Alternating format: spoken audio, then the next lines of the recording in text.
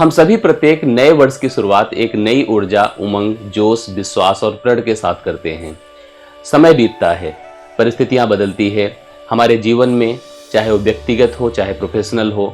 अलग अलग तरीके के लोग आते हैं, अलग अलग तरीके के अनुभव हमको फेस करने को मिलते हैं, जो हमारी जीवन शैली पर, हमारी कार्यविधि पर अलग अलग तरीके से प्रभाव भी डालते हैं। वह प्रभाव काफ़ी अच्छे भी होते हैं, काफ़ी बुरे भी होते हैं। हर तरह की परिस्थितियां हमको फेस करने को मिलती है।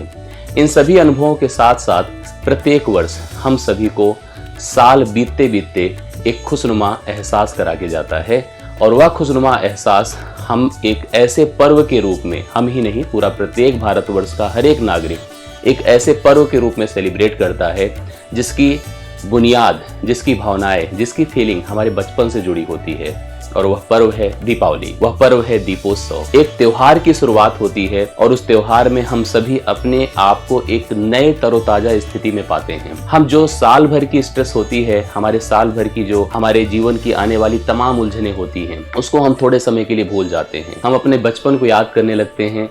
बचपन में हम किस प्रकार से दिवाली मनाते थे उसका अनुभव करने लगते हैं। दीपावली, अगर आप गाँव से जुड़े हैं तो निश्चित तौर पर आप सभी बचपन में मिट्टी के दिए, मिट्टी के मंदिर और खेलने कूदने की अलग अलग जो शैली होती थी, जिसका अनुभव आप लोग करते होंगे। अच्छी अच्छी मिठाइयाँ, अच्छे अच्छे पकवान और वो एकदम एक खुशनुमा माहौल जो हम सबको आज भी फील करता है। आज भी हमें उस पल को जीने का मन करता है।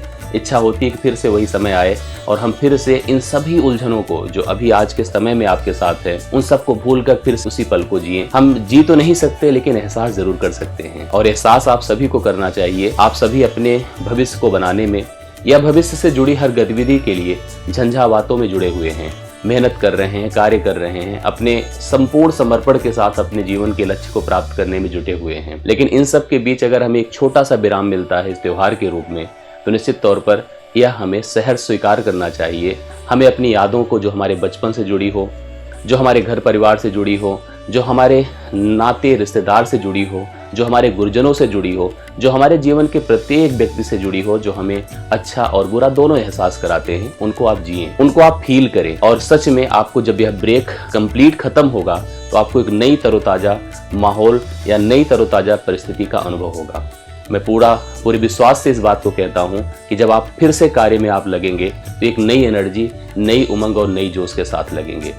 प्रण कीजिए और भाव बनाइए। इस त्योहार को ऐसा जिए, इस त्योहार को ऐसा मनाएं जो एक प्रेरणा का हो, जो एक प्रण का हो, जो एक विश्वास का हो। और इस प्रण, प्रेरणा और विश्वास को लेकर हम अपने जीवन का लक्ष्य और मजबूत और सुनियोजित करें। उसको पाने के लिए और जद्दोजहद करें। कुछ ऐसी ही फीलिंग, कुछ ऐसी ही भावनाएं लेकर आप इस त्योहार को मनाना शुरू करिए। हम सभी भी इस त्योहार को मनाना शुरू करते हैं। हम सब अपने गांव से दूर रहते हैं, अपने उस परिवार के साथ रहते हैं जो हमारे कार्य क्षेत्र में है। हमारे साथ कार्य करने वाले हमारे सभी स्टाफगण, हमारे सभी अध्यापक बंधु, हमारे साथ कंधे से कंधे मिलाकर चलने वाले तमाम सारे जो है हमारे सहकर्मी और साथ साथ प्रिय छात्र और छात्राएं, ये सब हमसे जुड़े होते हैं। हम लोग पढ़ाने की स्थिति को, जो ऑफलाइन और ऑनलाइन की है, उसको क्लोज करते हैं और अभी किया भी।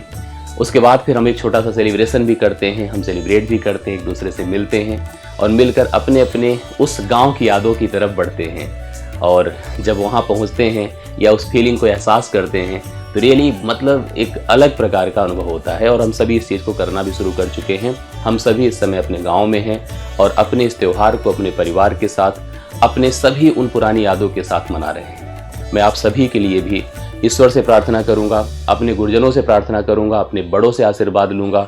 जो मेरे साथ आशीर्वाद मिले उसका कुछ अंश और काफ़ी अंश आपको भी मिले, और आपको जो हमसे जुड़े छात्र छात्राएं हैं, जो हमसे पढ़कर, हमसे प्रेरित होकर अपने जीवन की दिशा और दशा संवारने में लगे हुए हैं, उनको भी उस आशीर्वाद का अंश मिले। आप सभी भी अपने इस त्योहार में अपने गुरुजनों का, अपने माता पिता का, अपने बड़े जनों का, अपने परिवार के, गांव के जितने भी आपके आदर्श और बड़े हो, जिनका आप सम्मान करते हैं, उनसे आप आशीर्वाद लीजिए। उनके साथ अच्छा व्यवहार कीजिए। उनको एक ऐसा ऐसा एहसास कराइए, किसी एक अच्छे लक्ष्य की प्राप्ति के लिए आपसे आशीर्वाद की कामना कर रहे हैं। निश्चित तौर पर वो बहुत ही काम आता है और यह जो फील होता है वो आपको अपने लक्ष्य को पाने में मदद भी करता है। मैं आप सभी के लिए दीपोत्सव, दीपावली की आप सभी के लिए मैं हार्दिक शुभकामनाएं भगवान से मांगता हूं, उनसे मंगल कामनाएं मांगता हूं उनसे मैं यही उम्मीद करता हूं कि आप सभी के जीवन में वह रंग बिखरे, वह दीप जले, जिससे कि आप अपने जीवन के भविष्य को खूब अच्छा और तरोताजा उज्जवल में कर सके। मैं ईश्वर से प्रार्थना करता हूं, मैं सभी से प्रार्थना करता हूं कि आप सभी के जीवन की तमाम खुशी आप सभी को प्राप्त हो। आप सभी के लिए यह पर्व दीपोत्सव एक नई खुशियों के साथ आए, आपके जीवन को संवारने में आपकी मेहनत के साथ, आपके समर्पण के साथ 2 कदम और मिलाकर आगे चले। जब अगला पर्व मनाएं तो निश्चित तौर पर इस प्रण के साथ हम लोग यहाँ पर आगे बढ़ें कि अगले पर्व में अपनी सफलता को सुनिश्चित करके चलें। मैं सभी के लिए इस प्रकाश पर्व दीपावली की हार्दिक शुभकामनाएं प्रेषित करता हूँ। आप सभी के जीवन के लिए ईश्वर से मंगल कामनाएं और उनका आशीर्वाद की कामना करता हूँ। बहुत बहुत धन्यवाद और शुभकामनाएं।